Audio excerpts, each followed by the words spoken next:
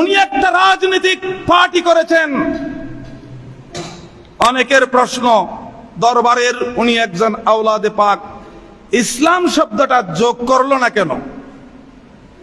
Supreme party কেন? এই যে ইসলাম যোগ করেন নাই, আপনাকে অভিনন্দন জানাই। কেন? জামায়াত ইসলামীর একজন নেতা আমাকে প্রশ্ন করেছিলেন, প্রফেসর সাহেব, আপনি কেন ইসলামী স্টেট চান না? আমি তার কাছে প্রশ্ন করেছিলাম, আপনারা যে ইসলামী স্টেট চান, সব দলগুলোর কথা বলছি, ইসলামী দল স্টেট চান, আপনাদের মডেল কোনটা? ওনারা কি বলবেন আমি জানি, বললেন মদিনার রাষ্ট্র।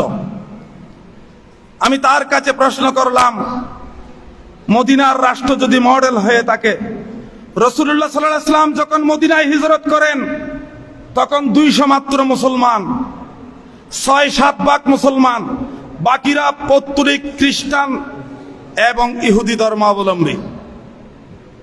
এটা তো আল্লাহ রাসূল সাল্লাল্লাহু আলাইহি ওয়াসাল্লামকে যে রাষ্ট্রটি উপহার দিয়েছিলেন, অমুসলমানেরাই উপহার দিয়েছিলেন।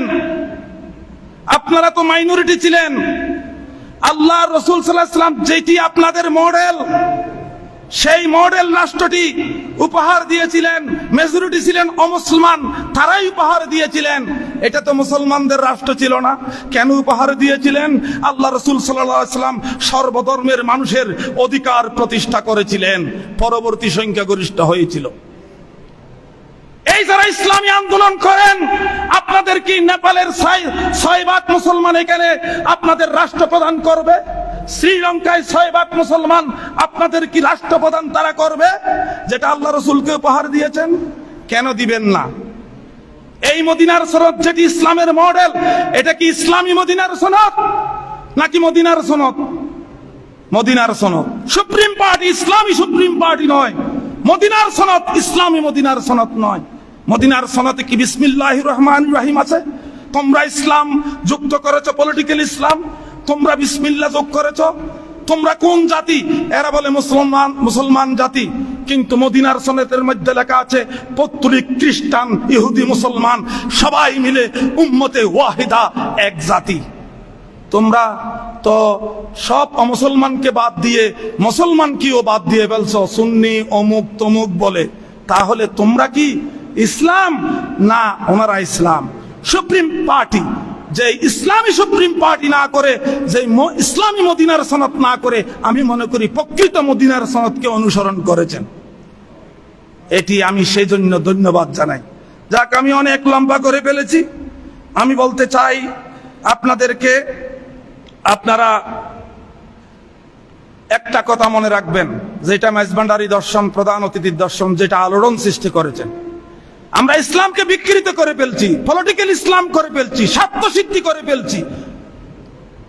সেজন্য বলছি, সর্বধর্মের মানুষের কল্যাণ আমাদের প্রধান অতিথির কি দর্শন। মানুষকে করা হয়েছে আশরাফুল মখলুকাত। আমি আমার বক্তব্য শেষ করছি। মানুষকে করা হয়েছে আশরাফুল মখলুকাত, সৃষ্টির সেরা জীব। কেন? আল্লাহ পাক বলছেন, কুনতু খায়রা উম্মতি উখরিজাত লিন-নাস, তোমাদেরকে শ্রেষ্ঠ জাতি হিসেবে সৃষ্টি করা হয়েছে, যাতে মুসলমানদের কল্যাণ নয়, কার কল্যাণ? মানুষের কল্যাণ, সর্বধর্মের মানুষের কল্যাণ করো। রাসূলুল্লাহ সাল্লাল্লাহু আলাইহি ওয়াসাল্লাম বলেছিলেন, খায়রুন নাস ইয়ানফাউন নাস, যিনি সর্বধর্মের মানুষের কল্যাণ করেন তিনিই সর্বোত্তম ব্যক্তি। পবিত্র কোরআনে মুসলমান শব্দটির চাইতে মানুষ শব্দটি বেশি এসেছেন।